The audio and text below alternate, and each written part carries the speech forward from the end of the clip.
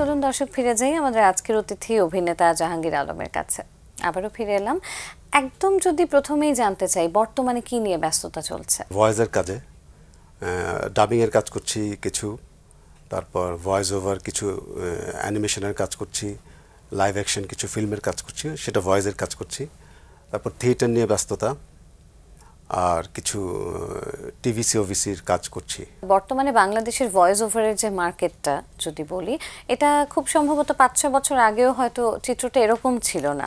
তো সেই জায়গা থেকে একজন অভিনেতা হিসেবে আপনি কেমন এনজয় করছেন? ভয়েসের কাজ করে আমি খুব মজা পাই, খুব ভালো লাগে আমার কাছে। আর এক সময় ছিল যে ইরানি ছবি ছাড়া বাংলাদেশে কোনো ভয়েসের কাজ মানে ডাবিংয়ের কাজ হতো না। এখন কিছু প্রাইভেট চ্যানেল, তারপর কিছু ইউটিউবের কিছু কাজ হচ্ছে, এখন ডাবিংয়ের কাজ হচ্ছে। তো মোটামুটি এখন বলা যায় যে মানে রেগুলার কাজ হচ্ছে ভয়েসের কাজ। এখন তো মোটামুটি আমাদের বেসরকারি চ্যানেলগুলো সেই সাথে ওটিটি প্ল্যাটফর্মগুলোতেও এই ধরনের ডাবিংকৃত বাংলা যে সিরিজগুলো, বিভিন্ন দেশের সিরিজগুলো প্রচারিত হচ্ছে। তো সেই কাজগুলোকে যদি আপনার জায়গা থেকে বলি মূল্যায়ন করতে, সেগুলোতে ডাবিং আমাদের দেশে হচ্ছে, একটা ইন্ডাস্ট্রি তৈরি হয়েছে, আপনি কিভাবে দেখেন? না, এটা তো আমাদের মতো আমরা যারা অভিনয় করি অথবা নতুন যারা অভিনয় করতে আসছে তাদের জন্য একটা বড় প্ল্যাটফর্ম, কাজ করার জায়গা একটা। আগে তো মানে অভিনয় বলতে আমরা শুধু মঞ্চে অভিনয় অথবা টেলিভিশনে অথবা সিনেমায় অভিনয় এটাই বুঝতাম। এখন কণ্ঠ অভিনয় যে একটা অভিনয়, এটাও যে একটা কাজ, এটা দিয়েও যে মানে টাকা আর্ন করা যায় অথবা সময় দেয়া যায়, মানে ব্যস্ত থাকা যায়, মানে এই ইন্ডাস্ট্রিটা দাঁড়ানোর ফলে আসলে মানে একটা বড় একটা প্ল্যাটফর্ম তৈরি হয়েছে। এবং আমার মনে হয় যে মঞ্চ নাটকের সাথে সম্পৃক্ত বহু গুণী অভিনেতা অভিনেত্রীরা রয়েছেন যারা মাঝখানে একটা সময় যাচ্ছিল যে মঞ্চ নাটকের সময়টা হয়তো খুব ভালো যাচ্ছিল না বা দর্শক কমে এসেছে, এরকম একটা বিষয়। সেখান থেকে আমার মনে হয় এই যে এই একই সময়ে আরও একটা নতুন একটা ক্ষেত্র, একটা ফিল্ড তৈরি হয়েছে, এইটা আমার মনে হয় অনেকের কর্মসংস্থানের জন্য এবং তাদের প্রতিভা প্রকাশের জন্য খুব ভালো একটা মাধ্যম হয়ে উঠেছে। খুবই একটা ভালো মাধ্যম এবং নতুনদের জন্য খুবই ভালো একটা জায়গা। যারা মানে 2 বছর 3 বছর ধরে স্টেজে কাজ করছে অথবা চাচ্ছে যে মিডিয়াতে ফিকশনে কাজ করবে, তাদের জন্য স্টার্টিং হিসেবে এই ভয়েসের কাজ খুবই খুব ইন্সপিরেশন তাদের জন্য। এটা আমরা সাধারণত অভিনেতাদেরকে জিজ্ঞেস করি যে যখন একটা চরিত্র থেকে অন্য আরেকটা চরিত্রে যাচ্ছে, সেই শিফটিংটা আসলে কিভাবে করে, কিভাবে প্রস্তুতি নেয়।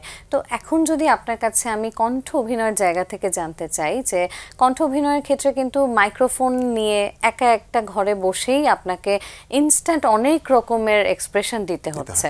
তো স্বাভাবিকভাবেই সেই বিষয়টা অনেক চ্যালেঞ্জিং এবং অনেক সময় যে বিভিন্ন চরিত্র, একজন কণ্ঠ অভিনেতা 2-3টা চরিত্র অনেক সময় কণ্ঠ দিয়ে থাকেন তার দক্ষতার উপর ভিত্তি করে। সেই বিষয়টা কিরকম? কণ্ঠ অভিনয় একদিক দিয়ে খুব মজার কাজ, খুব সহজ কাজ, একদিক দিয়ে আবার খুব কঠিন কাজ আমার কাছে মনে হয়। কারণ অভিনয় যখন করি আমরা টেলিভিশনে অথবা স্টেজে, হাত পা নেড়ে এক্সপ্রেশন দিয়ে, আর ভয়েসের কাজটা টোটালি ভয়েস দিয়ে করতে হয় এবং হয় দাঁড়িয়ে ভয়েসটা দিতে হয়, নাহলে বসে দিতে হয়। মানে টোটাল অ্যাক্টিংটা আপনাকে একদম স্টিভ হয়ে অ্যাক্টিংটা করতে হয়। এবং ক্যারেক্টার দেখা যায় যে আমি এখন যেই একটা কার্টুনের অভিনয় করছি, ভয়েস দিচ্ছি, সেখানে আমার 2টা ক্যারেক্টার করতে হচ্ছে। একটা হচ্ছে গিয়ে বয়স্ক ক্যারেক্টার, আর একটা হচ্ছে গিয়ে মোটামুটি মিডল এজের একজন মানুষ। তো ভয়েস চেঞ্জ করে করতে হয়। তো দেখা যায় যে একটানা ঘন্টাখানেক ভয়েস দেওয়ার পর ভয়েসে প্রেশার পড়ে। এবং এটা শুনেছি যারা সিনিয়র যারা আছেন যারা, তাদের কাছে শুনেছি যে অনেক দিন ভয়েসের কাজ করলে, ডাবিংয়ের কাজ করলে ভোকাল কর্ডে একটু ঝামেলা হয়।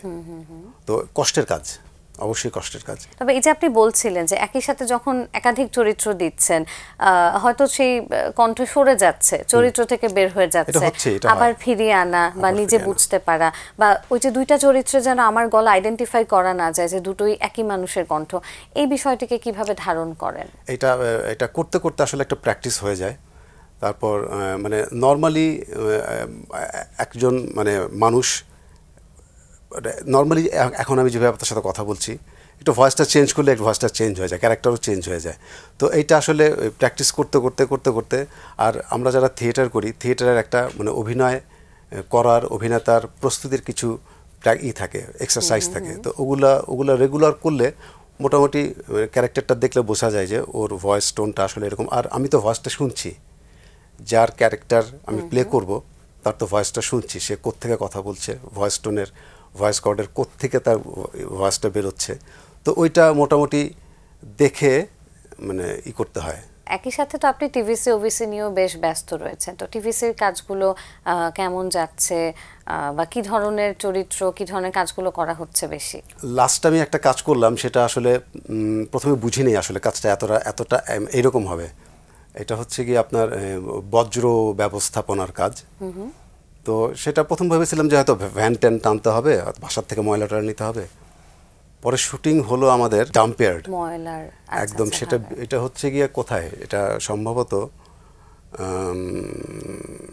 প্রথমে হওয়ার কথা ছিল আপনার গাবতলীর দিকে, ওইটা পায়নি, পরে আরেকটা জায়গায় গিয়েছিল। মানে সেখানে আসলে সাধারণ মানুষ গিয়ে থাকার মানে 5 মিনিট থাকার কোনো মানে নাই, থাকতে পারবেন না আর কি, গন্ধ, এত ময়লা।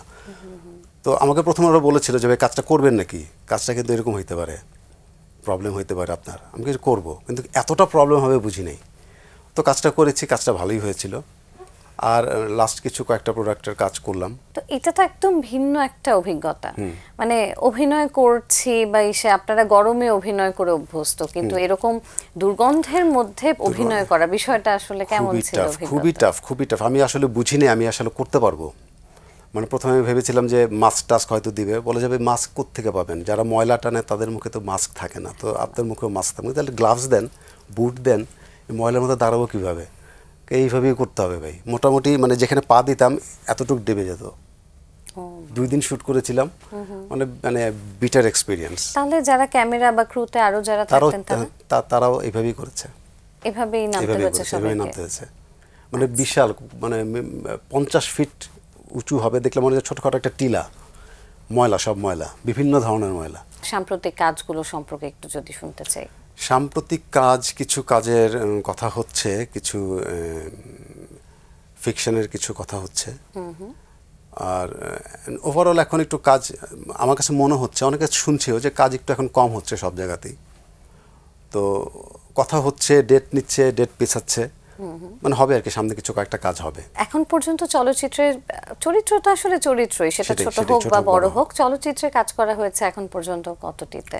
চলচ্চিত্রে প্রায় কাজ করেছি 5-6টা হবে। কি মনে হচ্ছে, কণ্ঠ অভিনয় নিয়ে ব্যস্ততা তো চলছেই, সামনে আর কোনো পরিকল্পনা কি নিজের রয়েছে, বা নিজের কোনো পছন্দের বা শখের কিছু কি রয়েছে? পরিকল্পনা আসলে আমি ওইভাবে করি না কখনো, যে এই করব, এই করলে সেই হবে, এটা আসলে কখনোই করা হয়নি।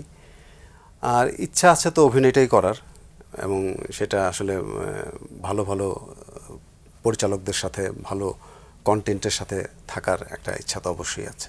একজন মঞ্চ অভিনেতাকে দীর্ঘদিন রিহার্সাল করতে হয়, প্র্যাকটিস করতে হয়, একটা জিনিস শিখতে হয়। ইনফ্যাক্ট শুধু অভিনয় না, সরাসরি লাইভ দর্শকদের সামনে, শত শত দর্শকের সামনে গান গাইতে হবে, আবৃত্তি করতে হবে, অনেক কিছু চর্চা করতে হয়। তো সেই জায়গা থেকে নিজের ব্যাপারে এই ধরনের, এটাকে কি বলে, অ্যাঙ্গার ম্যানেজমেন্ট যদি বলা হয়, এই চর্চাটা কি নিজে করতে চান কি না? একসময় ছিল যে জাহাঙ্গীর ভাই কিন্তু অনেক রাগী, জাহাঙ্গীরের সাথে কিন্তু একটু বুঝে শুনে কথা বললো, এটা আমি জানতাম না। এটা আমি এখন শুনি অনেকের কাছে, যে ভাই এখন আমি থিয়েটারে এখন আমি অনেক লিবারেল, এখন আমি মোটামুটি রাগারাগি করিই না। আচ্ছা, শুটিং ইউনিটেও আমি খুব বেশি রাগারাগি করি না, কিন্তু একসময় ছিল এটা আমার, মানে এটা করতাম আমি, খামাখাই একটু দেরি করে আসলো, এই দেরি করলা কেন, অথবা রিহার্সাল করছি, কেউ একটু কথা বলছে, এই এখন কথা বলা যাবে না, রিহার্সাল হচ্ছে। তো এটা আসলে এক সময় মনে হয় যে এটা করার দরকার, এটা দরকার, মানে এটাও আসলে শেখা উচিত যে রিহার্সাল ফ্লোরে কথা বলা যাবে না, রিহার্সালে টাইমলি ঢুকতে হবে, পাংচুয়ালিটিটাও ইম্পর্টেন্ট।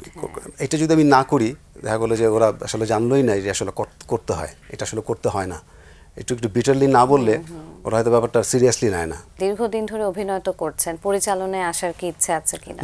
না, এটা খুবই কঠিন কাজ। আমি দেখি তো যারা মানে ডিরেকশন দেয়, মানে আমি যখন অভিনয় করি আমি শুধু আমার ক্যারেক্টারটা নিয়ে ভাবি, অথবা আমার সারাউন্ডিং যেসব আমার কো অ্যাক্টার আছে তাদের নিয়ে ভাবি, কিন্তু একজন ডিরেক্টরকে ডিরেকশন, অ্যাক্টিং, সেট এবং টোটাল প্রোডাকশন নিয়ে ভাবতে হয়, মানে সেটা আসলে খুবই কঠিন কাজ। মানে এটা আমার মতো শর্ট টেম্পার্ড মানুষের দ্বারা সম্ভবই না, আমি পারবোই না কখনো। আপনার কাছে যদি জানতে চাওয়া হয়, আপনার এখন পর্যন্ত করা কোনো একটা প্রিয় চরিত্র হতে পারে, সেটার স্ক্রিন অ্যাপিয়ারেন্স খুব অল্প ছিল, কিন্তু আপনার খুব পছন্দের কোনো একটা কাজ, সেটা টিভিসি হতে পারে, নাটক, চলচ্চিত্র হতে পারে। রায়হান রাফির প্রথম ফিল্ম দহন, ওটাতে একটা ক্যারেক্টার করেছিলাম, এটা আমার মোটামুটি বলা যায় মানে একটা প্রিয় চরিত্রটার নাম মনে নেই আমার।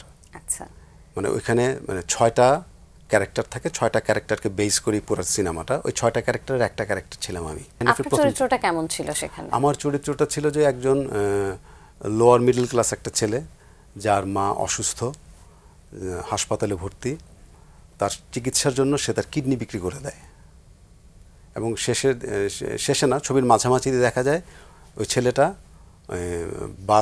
বাসের মধ্যে ওই যে পেট্রোল বোমা মারে, ওইখানে ওই বাসেই থাকে সে। আচ্ছা, সে মারা যায় আর কি। একজন অভিনেতাকে নানান উত্থান পতনের মধ্য দিয়ে যেতে হয়, আর সেই সব কিছুর মধ্যে পাশে যারা সবসময়ই থাকেন তারা হচ্ছে পরিবারের মানুষজন। পরিবারের সবাই আসলে কিভাবে দেখছেন আপনার এই পেশাকে? আমার পরিবারে তো এখন আছে আমার ওয়াইফ, আমার 2 বাচ্চা, আমার ভাই বোনরা যারা আছেন তারা তো আলাদা থাকেন, মা বাবা মারা গেছেন। তো প্রথম যখন অভিনয় শুরু করি তখন আমার মা তো পছন্দ করতেন না, বলতেন যে এগুলো করে কী করবি, খামাখা পড়ালেখা কর, চাকরি বাকরি কর। তো প্রথম দিকে পছন্দ করতেন না, পরে যখন দেখলো যে না, ছেলে তো ওর মাথায় তো ঢুকে গেছে পোকা, এই পোকা তো আসলে আর নামানো যাবে না, তখন মা বাবা মেনেই নিয়েছিল যে ছেলে উচ্ছন্নে গেছে। তো ওইভাবেই শুরু। এখন তো আমার বাসায় আমার ওয়াইফ, আমার 2 বাচ্চা। তো আমার বাচ্চারা খুব বড় হচ্ছে আমার মেয়ে, ও খুব এনজয় করে যখন টিভিতে দেখে আমাকে। প্রথম ওয়াইফও খুব বেশি পছন্দ করতো না, যে রেগুলার কাজ হচ্ছে না তোমার, বাসায় থাকো, আবার শুটিং থাকলে একটানা 7 দিন তুমি ঢাকার বাইরে থাকো, এটা কি ধরনের লাইফ। তো প্রথম খুব একটু ছিল, এখন সবাই সামলে নিয়েছে এবং এখন সবাই এটাকে বেশ ভালোভাবেই নিচ্ছে। যাক, একজন অভিনেতা হিসেবে আপনাকে আমরা যেভাবে বিভিন্ন সময় বিভিন্ন চরিত্রে বিভিন্ন কাজে পেয়ে থাকি, সেভাবেই আপনার এই পথ চলে এগিয়ে চলুক। অনেক অনেক শুভকামনা থাকবে আপনার জন্য। একদম আড্ডা শেষ পর্যায়ে চলে এসেছি, ছোট্ট করে দর্শকদের উদ্দেশ্যে কি কিছু বলতে চান? আপনারা বাংলা সিনেমা, বাংলা নাটক এবং থিয়েটার দেখুন, তাহলেই আমরা যারা অভিনয় করছি আমাদের পৃষ্ঠপোষক করা হবে আপনাদের দ্বারা। ধন্যবাদ। প্রিয় দর্শক, এতক্ষণ কথা হচ্ছিল অতিথির সঙ্গে, এবার সময় হলো বিদায় নেবার। আমাদের এই অনুষ্ঠান সম্পর্কে আপনার যে কোনো মতামত ও পরামর্শ আমাদের জানান এই ঠিকানায়। প্রযোজক দিন প্রতিদিন, বাংলা ভিশন, নূর টাওয়ার, 110 বীরত্তম CR Dutta road, Dhaka 1205। Phone 9632030304। আমাদের ইমেল অ্যাড্রেস dinprotidin@banglavision.tv। বিশ্বখ্যাত গ্রিক দার্শনিক প্লেটোর একটি উক্তি বলে বিদায় নেব আজ। তিনি বলেছেন, কথা বলতে অনেকক্ষণ চিন্তা করো, তারপর মুখ থেকে বের করো, অতঃপর তা কাজে পরিণত করো।